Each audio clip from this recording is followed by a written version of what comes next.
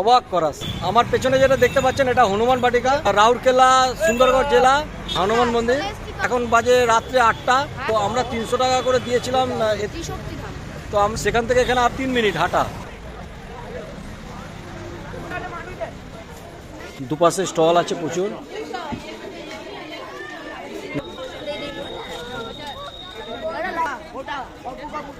কোন দিকে গো? তো আমাদের আসতে দেরি হয়ে গেল, ওই যে সোজা, চলুন দেখা যাক।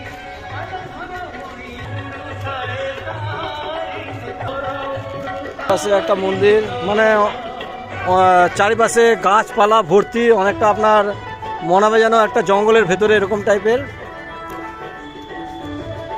এটা একটা মন্দির দেখতে পাচ্ছি পাশে।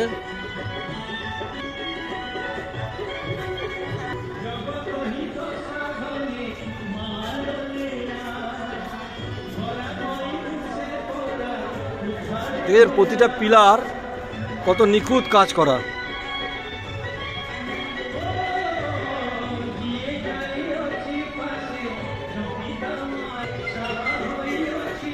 তার উল্টো দিকেও আবার একটা মন্দির আছে, জয় মা চর্চিকা মন্দির, হিন্দিতে লেখা আছে, আমি হিন্দি পড়তে জানি।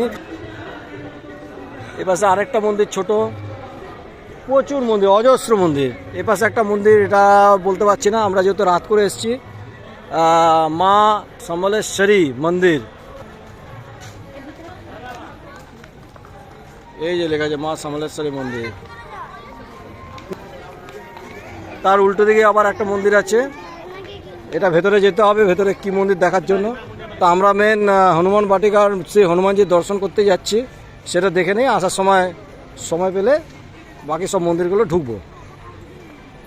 এই পাশে আরেকটা মন্দির দেখতে পাচ্ছি, এটা দিনের বেলা হলে উপরে চূড়াগুলো দেখা যেত মন্দিরের, অনেক উঁচু উঁচু মন্দির। তার উল্টো দিকে আবার এদিকে আরেকটা মন্দির আছে।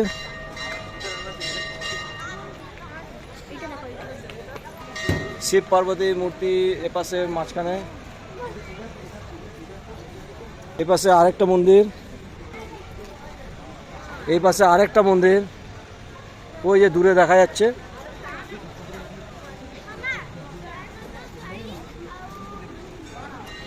পরপর 10-12টা মন্দির বড় বড় দেখতে পেলাম, একটা তো ঢুকিনি।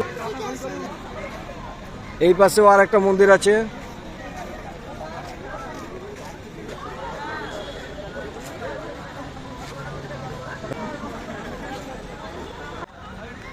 হনুমানজির মূর্তি কমসে কম আমার মনে হয় 5তলা বিল্ডিংয়ের সমান হবে। আমি অ্যাকচুয়ালি অনেক দূর থেকে দাঁড়িয়ে আছি, আমরা জুম করে ছবিটা তুলছি।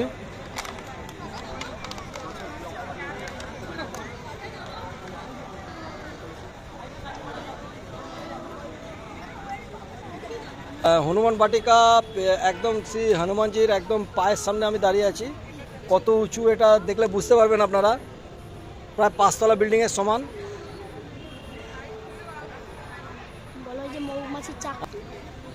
হাইটটা দেখুন, অবাক করাস সত্যি।